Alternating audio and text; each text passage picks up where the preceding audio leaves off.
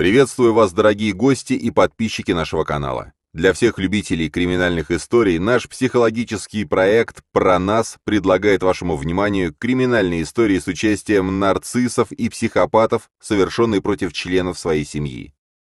Как вовремя распознать этих потенциальных преступников, скрывающихся под маской социально благополучных личностей, чтобы не стать жертвой этих смертельно опасных людей, мы рассказываем на нашем основном канале «Про нас», ссылку на который я дам внизу под этим видео. Также прошу вас не забыть подписаться на наш канал и не забыть поставить лайк авансом, так как это позволяет нам снимать чаще и более качественные видео для вас.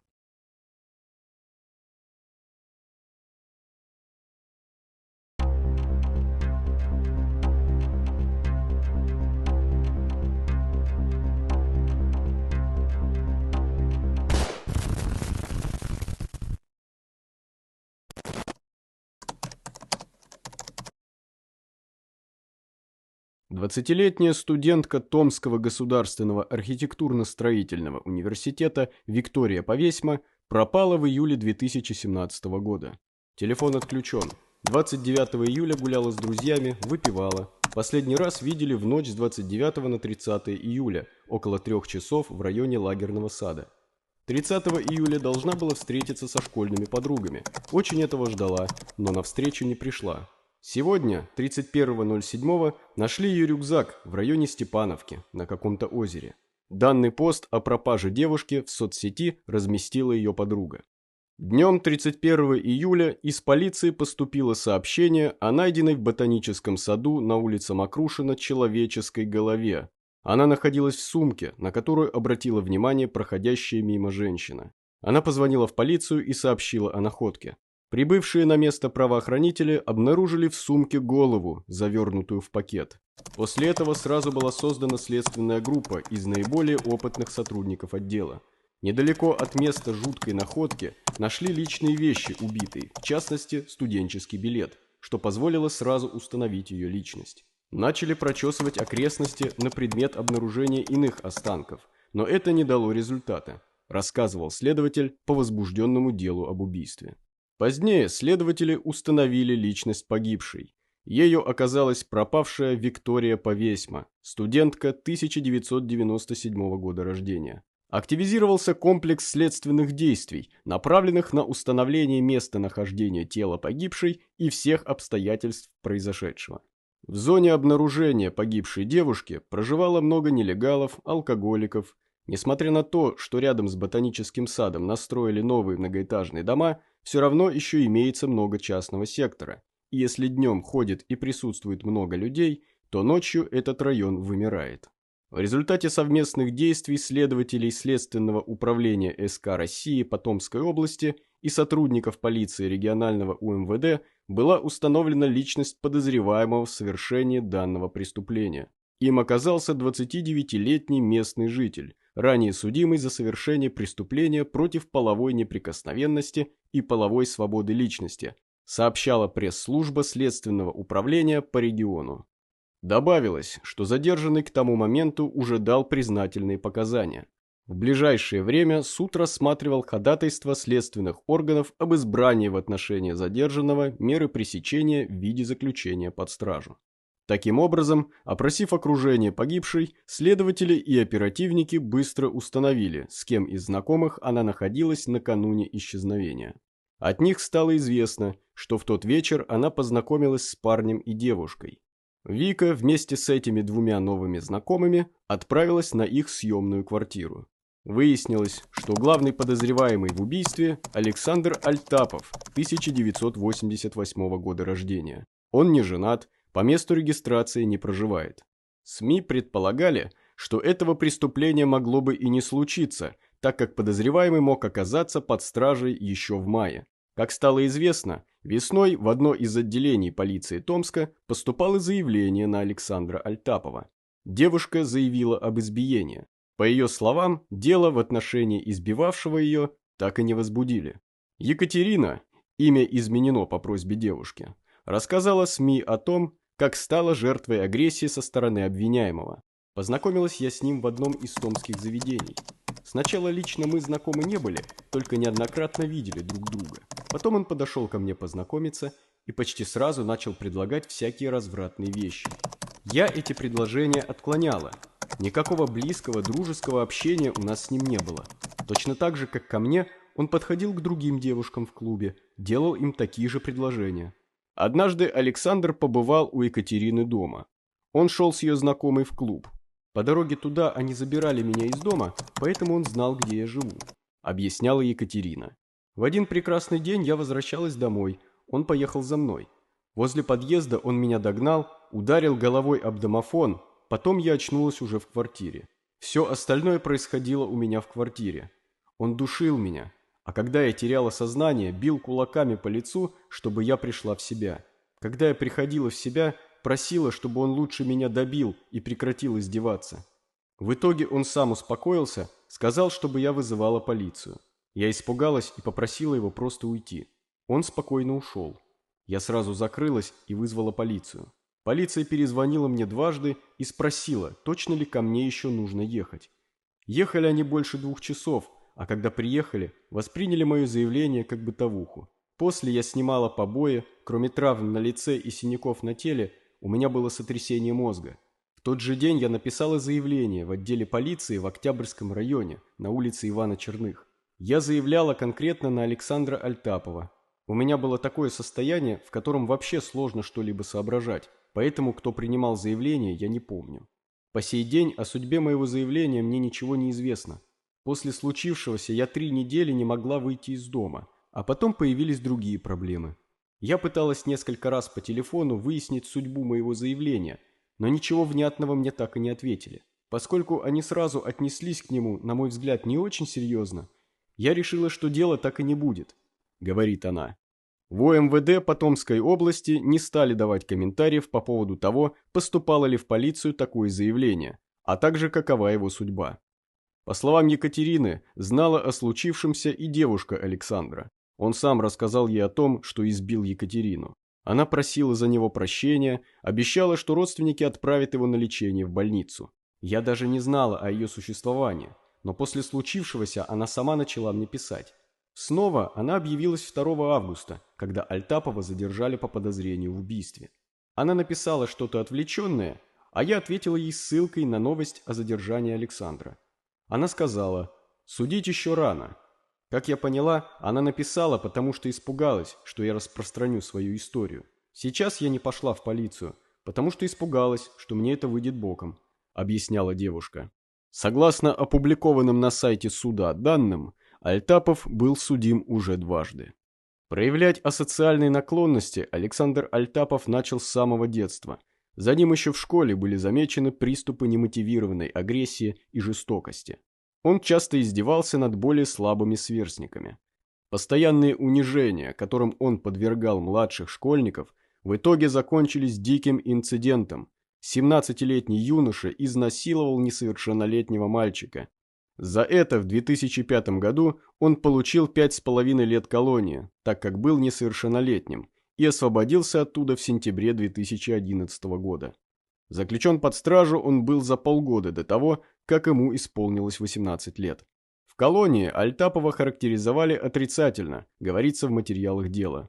Осужденный допускал нарушение режима отбывания наказания, не встал на путь исправления. Вышел на свободу Альтапов в сентябре 2011 года. После освобождения поступил учиться на заочное отделение в образовательное учреждение среднего профессионального образования. В ноябре обратился в Центр занятости населения Томска. С соответствующими направлениями на работу обращался в пару организаций, где ему отказали в трудоустройстве. А уже в декабре он снова совершил преступление. Как сказано в приговоре, 05.12.2011 года около 13 часов 30 минут Альтапов А.М., имея умысел на открытое хищение чужого имущества, находясь возле общежития номер 3 Томского государственного университета, расположенного по улице Лыткина, 16 в городе Томске, увидел ранее незнакомую девушку, выходящую из указанного общежития. Решил похитить находившуюся при ней дамскую сумку. Альтапов напал на девушку, применил к ней насилие, которое суд квалифицировал как опасное для здоровья. Он дважды ударил ее по носу, сломал его. Также девушке диагностировали сотрясение мозга. Он похитил у девушки сумку с мобильным телефоном и банковской картой. После этого Альтапов с похищенным имуществом с места преступления скрылся. Преступление квалифицировали как разбой. За это он провел в колонии еще 2,5 года. Отягчающих обстоятельств в деле не было.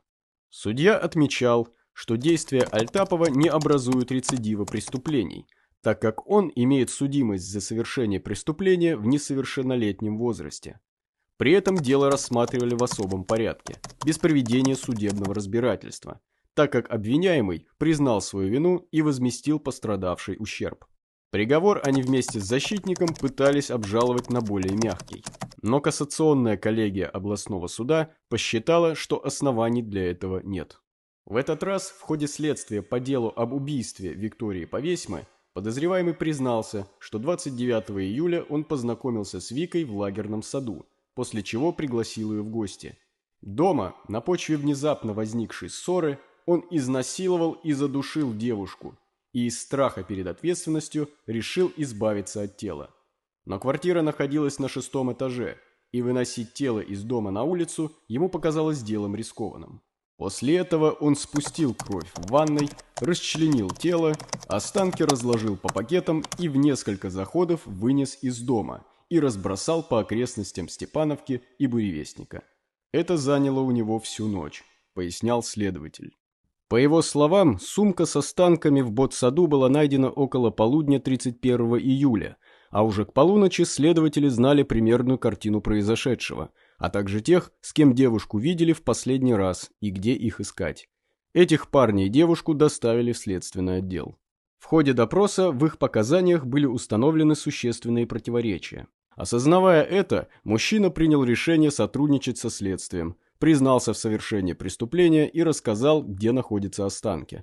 Вместе с ним следственная группа выехала по указанным местам, где обнаружила пакеты с остальными частями тела. Дома также был изъят нож, который предположительно являлся орудием преступления, и иные следы преступления. Сейчас все изъятые вещественные доказательства находятся на экспертизе, пояснял к тому моменту следователь. Говоря про девушку, которая была с подозреваемым в момент знакомства с погибшей, следователь старался тщательно подбирать слова. Он пояснил, она была подругой задержанного, и ее роль во всей этой истории еще предстояло выяснить. Оказалось, что задержанная проживала совместно с Альтаповым. По ее словам, они встречались уже несколько месяцев и жили вместе, и никаких странностей в его поведении она не замечала. У него нормальный характер, он довольно вменяемый и не глупый, даже умел делать сайты. Под воздействием алкоголя у него были какие-то вспышки. Мог заорать или сбежать на балкон и там сидеть. Но вот до этого момента ничего сверхъестественного не происходило, сообщала девушка. По словам Томички, у ее сожителя не было какого-то серьезного и личного мотива для убийства студентки, так как до 29 июля они даже не были знакомы. На момент совершения последнего страшного преступления Александр Альтапов нигде не работал. Однако жил в центре Томска и имел возможность, что называется, гулять на полную катушку. В суде журналисты обратили внимание на его модную стрижку и качественную одежду. На процессе, когда ему выбирали меру пресечения, Альтапов держался достаточно уверенно. Его интересы защищали нанятые адвокаты. Журналисты сразу предположили, что у него явно есть богатые и состоятельные родственники или знакомые, и не ошиблись.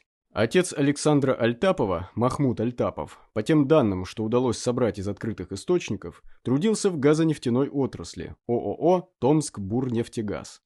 А сестра Татьяна была тесно связана с людьми, которые работали в мэрии Томска.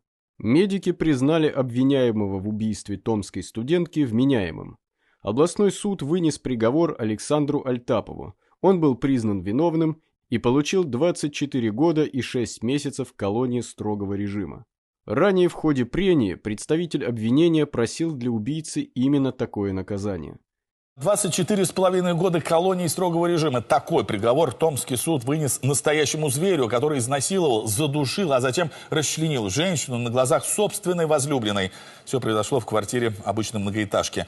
Затянувшееся застолье, много алкоголя. По всей видимости, преступник решил воспользоваться моментом, пока его девушка спала, и набросился на свою жертву. За месяц до этого суд присяжных признал Альтапова виновным по всем пунктам обвинения и не заслуживающим снисхождения. Свой срок он будет отбывать в колонии для особо опасных. Суд прошел в закрытом режиме, как и все процессы по этому делу до того. В ходе суда и прений Александр Альтапов изменил показания, которые давал под следствием, свою вину не признавал и настаивал на непричастности к преступлению. Он заявлял, что оказался лишь случайным свидетелем убийства и помог избавиться от тела. Также суд частично удовлетворил гражданский иск потерпевшей стороны и взыскал с подсудимого 2 миллиона рублей в качестве компенсации морального вреда. В ходе следствия девушка Альтапова также признала себя виновной. Догадываясь о совершенном сожителем убийстве, обвиняемая по его указанию сходила в магазин и купила полиэтиленовые пакеты, в которые он разложил части тела убитой девушки. Обвиняемая с целью сокрытия следов преступления смыла следы крови с пола и впоследствии помогла сожителю вынести из квартиры и разбросать по различным районам города Томска сумки и чемоданы с фрагментами тела погибшей, говорилось в сообщении Следственного комитета. Сначала Альтапов утверждал, что его сожительница не причастна, мало того, не знала о преступлении, так как находилась на этот момент то ли в другой комнате, то ли на балконе. Кто-то еще находился в квартире на момент описанных событий? Да, Екатерина, моя сожительница. Где она находилась? Она находилась в этой комнате.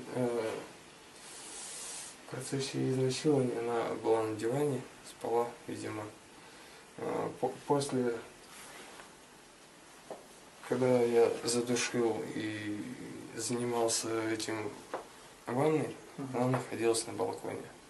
Она видела, как вы расчленяли Нет. тело? Что она знает?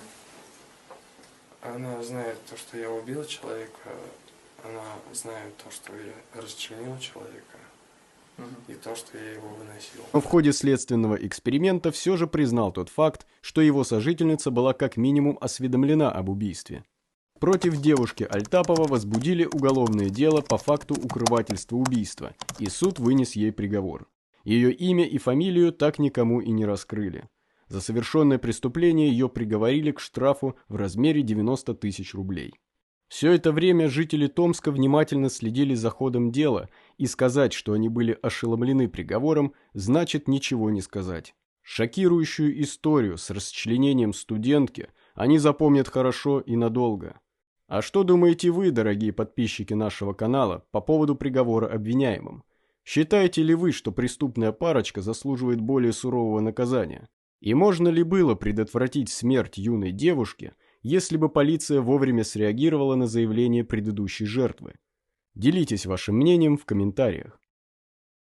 Кто эти страшные люди, совершающие немыслимые преступления, и как вовремя определить, что человек, с которым вы общаетесь, нарцисс или психопат?